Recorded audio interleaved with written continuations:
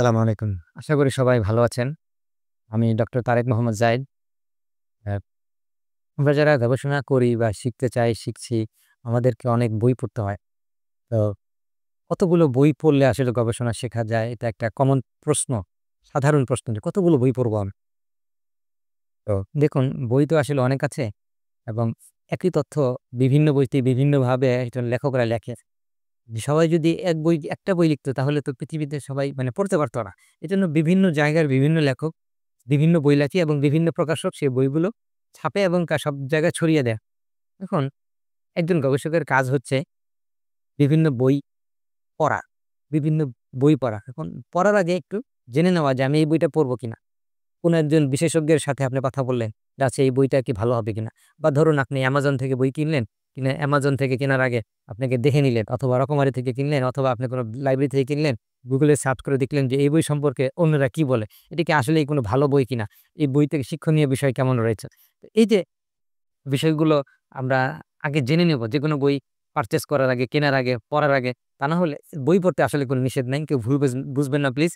বই যেকোনো বই আপনি পড়েন, কোনো সমস্যা নাই। কিন্তু যখন সেটা একাডেমিক রিডিং হবে মানে কোনো একটা পারপাস কে সার্ভ করার জন্য আমি যখন পড়ব, কোনো একটা পারপাসিভ রিডিং হবে, তখন কিন্তু আমাকে অল্প সময়ে কার্য হাসিল করতে হবে। অর্থাৎ অল্প সময়ে যেন আমি বেশি কিছু পড়ে যেন আমি মানে আউটকাম বের করতে পারি। এই যখন আউটকাম ওরিয়েন্টেড পড়াশোনা হবে বা যখন পারপাসিভ রিডিং হবে, তখন কিন্তু আমাকে বাছাই করতে হবে যে আমি কোন বইটা রেখে কোন বইটা পড়ব। এক্ষেত্রে আপনারা দেখতে পাচ্ছেন স্ক্রিনে যে কয়েকটি বই এখানে সাজেস্ট করা হয়েছে। যেমন ধরুন 'how to write a better thesis' এই বইটি আপনি পড়তে পারেন। আর এই বইটিতে থিসিসের বিভিন্ন চ্যাপ্টার সম্পর্কে এখানে ধারণা দেওয়া হয়েছে। এরপরে এটিও আপনারা পড়তে পারেন 'ডুইং ইউর লিটারেচার রিভিউ' অর্থাৎ যখন আপনি থিসিস লিখবেন, থিসিসের একটি বড় অংশ কিন্তু লিটারেচার রিভিউ বা যদি আপনি আর্টিকেলও লিখেন একটি বড় অংশ কিন্তু লিটারেচার রিভিউ। লিটারেচার রিভিউ আপনি কিভাবে করবেন? এটা খুব একটা সুন্দর বই এবং এই বইটি একটি বহুল প্রচলিত একটি বই এবং গবেষকদের কাছে এই বইটি বেশ জনপ্রিয় এবং মোটামুটি অল্পের মধ্যে বইটি শেষ করা হয়েছে।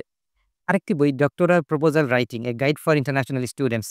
আচ্ছা, প্রপোজাল রাইটিং আরেকটা হচ্ছে পীড়াদায়ক জিনিস। যে প্রপোজাল রাইটিং এ অনেক সময় প্রপোজাল লিখে সাবমিট করা হয় কিন্তু কোনো কাজ হয় না। সুতরাং প্রপোজাল রাইটিং আমার দৃষ্টিতে একটি ভালো স্কিল এবং এই স্কিলটি কভার করার জন্য আপনি এই বইটি পড়তে পারেন। আরেকটি বই হচ্ছে রিসার্চ ডিজাইন।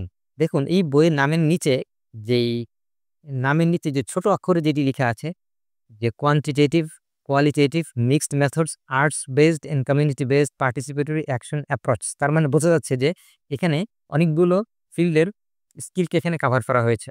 তাহলে রিসার্চ ডিজাইন আমাদেরকে শিখতেই হবে। সুপ্রিয় দর্শক, রিসার্চ ডিজাইন এমন একটি জিনিস যে রিসার্চ ডিজাইন যদি আমি না জানি তাহলে কিন্তু আমি বুঝতে পারব না। এই ডিজাইন কিন্তু কোনো গ্রাফিক্যাল ডিজাইন না।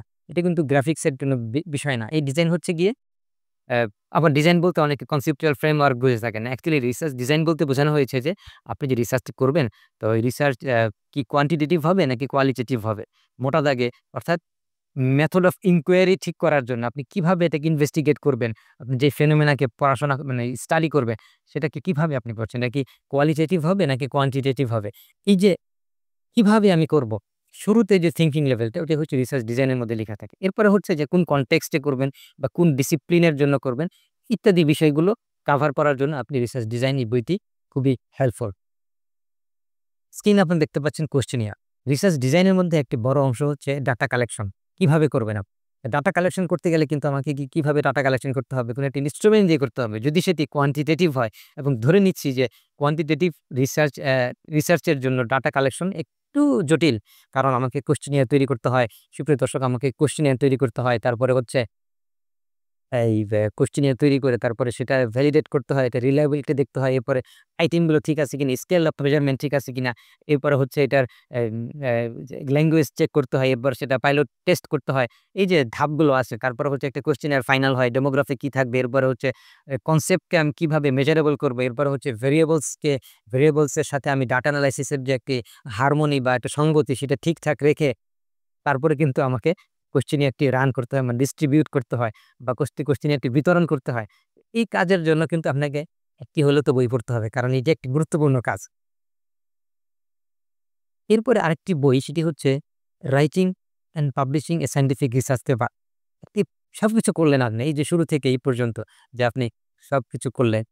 কিভাবে থিসিস বা আর্টিকেলের লিখবেন, তারপরে লিটারেচার রিভিউ করবেন, কিভাবে প্রপোজাল লিখবেন, কিভাবে রিসার্চ ডিজাইন, তারপরে হচ্ছে কোয়েশ্চেনিয়ার, তারপরে হচ্ছে সবকিছু করলেন। ডাটা কালেকশন, ডাটা এনালাইসিস করলেন। সবকিছু করার পরে কিন্তু আপনার মধ্যে একটা কাজ লাস্টের কাজটা কি আর্টিকেলে কনভার্ট করা এবং সেটি পাবলিশ করা। এইজন্য কিন্তু আপনাকে এই বইটি সাথে রেখে এই বইটিকে আপনাকে কিন্তু দেখতে হবে। তো সুপ্রিয় দর্শক এখন প্রশ্ন হচ্ছে যে এই বইগুলো একটা বই পড়লে হয় না। একটা বই পড়লে হয় না। কারণ হচ্ছে একেকটা বইয়ের ফোকাস একেক রকম থাকে। তবে কমপক্ষে যদি আপনি এই বইগুলো পড়েন, তাহলে আমার মনে হয় যে আপনি কিছুটা সেফ জোনে থাকবেন। অর্থাৎ কিছুটা এগিয়ে যাবেন অন্যদের তুলনায়। কিছুটা এগিয়ে যাবেন অন্যদের তুলনায়। এখন প্রশ্ন হচ্ছে যে বইগুলো পড়ার জন্য কি ইংলিশ স্কিল আমার আছে কিনা? অবশ্যই আছে আপনার। না হলে আপনি এগুলো অ্যা করেছেন কিভাবে? আর যদি আপনি কোন কিছু পৃষ্ঠা না বুঝতে পারেন তাহলে খুব সহজ আছে। আপনি মোবাইল দিয়ে ছবি তুলে আস্তে করে আপনি Google দিয়ে ট্রান্সলেট করে আপনি আইডিয়া নিতে পারবেন। খুবই সহজ। তো এই ছিল আমার বই দেখানোর বিষয়টি। ধন্যবাদ। সালাম আলাইকুম।